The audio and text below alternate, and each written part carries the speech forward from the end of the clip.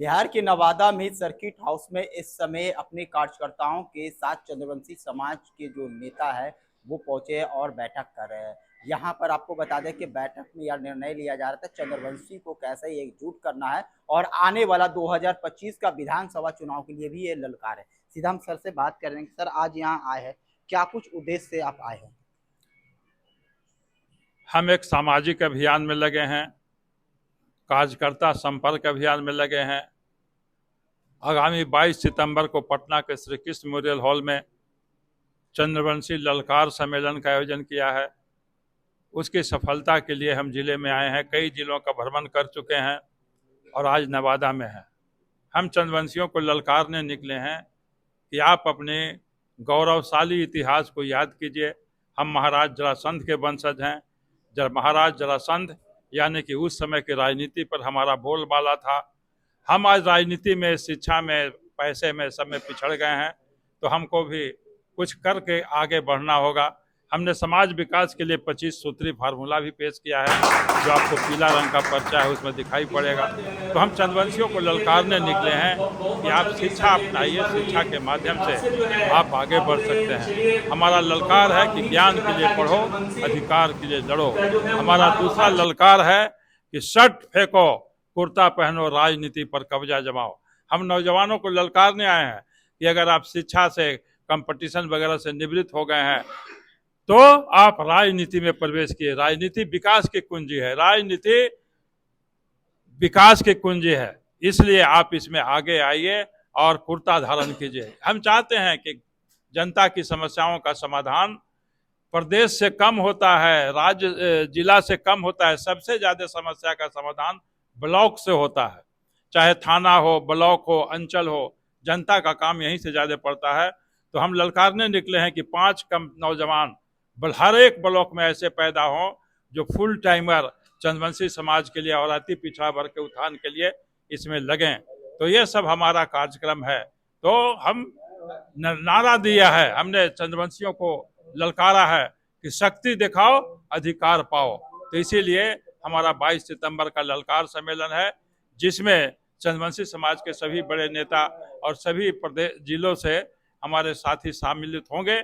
साथ ही साथ भारतीय जनता पार्टी के प्रदेश अध्यक्ष, दोनों उप मुख्यमंत्री और अन्य भी नेता इसको संबोधित करेंगे। तो यह एक बड़ा सम्मेलन होने जा रहा है और इस सम्मेलन से लाभ यह होगा कि जन दबाव पैदा होगा।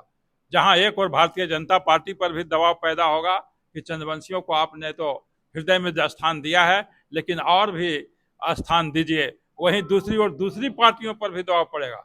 जब एक बार पटना में कोई विशाल सम्मेलन और रैली होता है तो वहीं पर सभी लोग हैं, चाहे राजद के नेता हो या जदयू के नेता हो या कोई भी कम्युनिस्ट पार्टी भी हो, तो सभी पार्टियों पर इसका दबाव पड़ेगा और प्रत्यक्ष रूप से भारतीय जनता पार्टी में हमारी हिस्सेदारी बढ़ेगी। तो इन सारे चीज़ों के लिए हम ये सम्मेलन बुलाया है और हम आमंत्रण देने आए हैं, निमंत्रित करने आए हैं। सवाल है, 2025 में विधानसभा का चुनाव होना, तो क्या चंद्रवंशी समाज जो है उसकी भूमिका क्या रहे?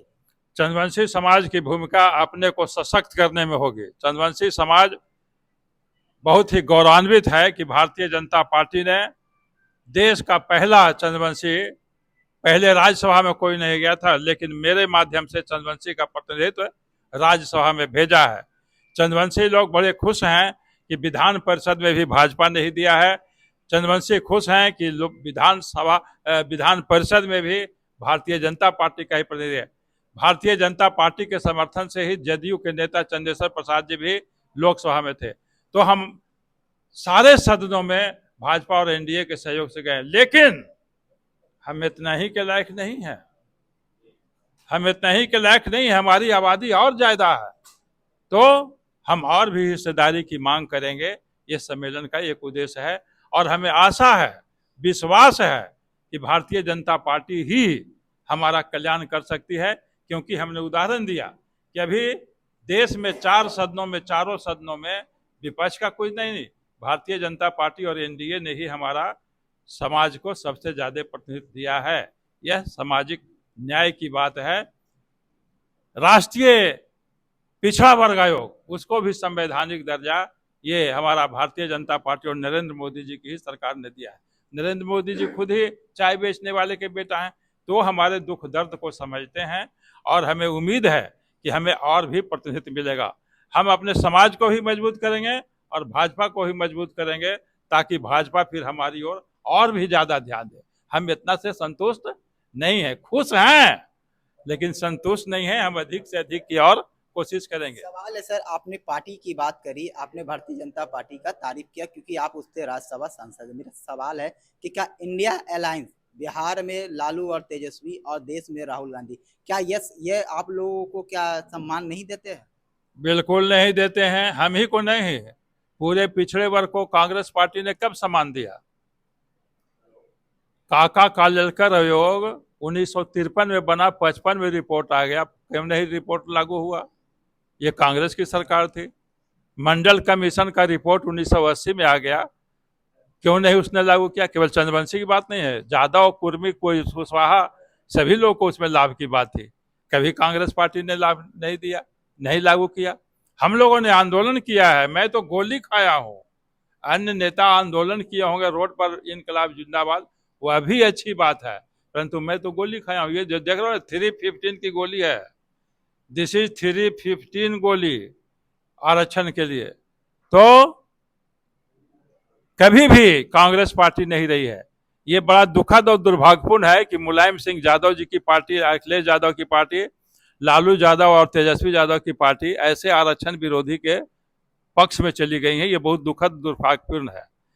सामाजिक न्याय की सबसे बड़ा पार्टी कर्पूरी ठाकुर जी थे, चौधरी चरण सिंह जी थे, और इन लोगों ने जब भी कोई आरक्षण लागू किया है, आपको मालूम है कि कर्पूरी ठाकुर जी इस देश के सबसे बड़े आरक्षण के चैंपियन 1978 में लागू किया।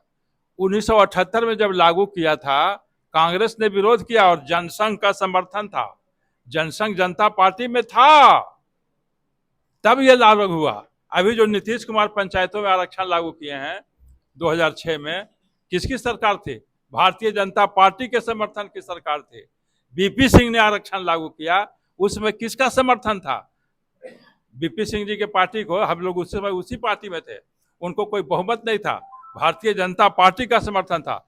इसलिए आरक्षण जब जब लागू हुआ है, भारतीय जनता पार्टी के सहयोग से ही लागू हुआ है, यह समाज को बताने की जरूरत है। भारतीय जनता पार्टी समाज को लड़ाता नहीं है, लड़ाती नहीं है, लेकिन काम अधिक करती है। मैंने बताया कि अभी रोहिणी कमीशन का गठन किया गया, बहुत लोग यहाँ इस जिले में भी खासतौर पर रोहिणी कमीशन लागू करो, भाई लागू होगा, पहले तो गठन भी नहीं हुआ था, और रोहिणी कमीशन गठन करने का कोई मांग किया था क्या?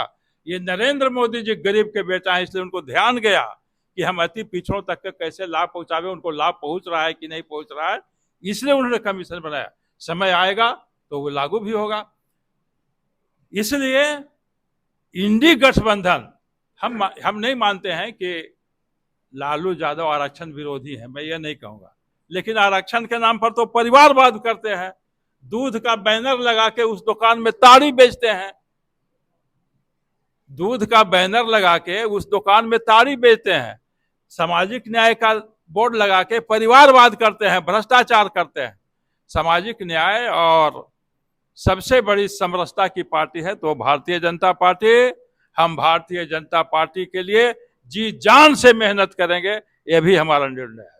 राज्यसभा सांसद है भीम सिंह, और इनके द्वारा भारतीय जनता पार्टी की खूब तारीफ की गई और साथ ही साथ एनडीए गठबंधन के खिलाफ इन्होंने जमकर हल्ला बोला। इन्होंने कहा है कि बिहार में हमें इस बार जो चंद्रवंशी समाज उसको सम्मान मिला है, लेकिन इससे बढ़ चढ़ के और सम्मान चाहिए। तो आपको बता दें कि आने वाला 2025 की जो विधानसभा चुनाव है उसके लेके चंद्रवंशी समाज के जो लोग हैं वो एकजुट हुए हैं, और इस बार पटना में वो दिखाएंगे कि चंद्रवंशी समाज की ताकत और दम कितनी है, किस तरह से बिहार में वो भागीदारी के हिस्से है और बिहार में वो चुनाव भी लड़ सकते हैं।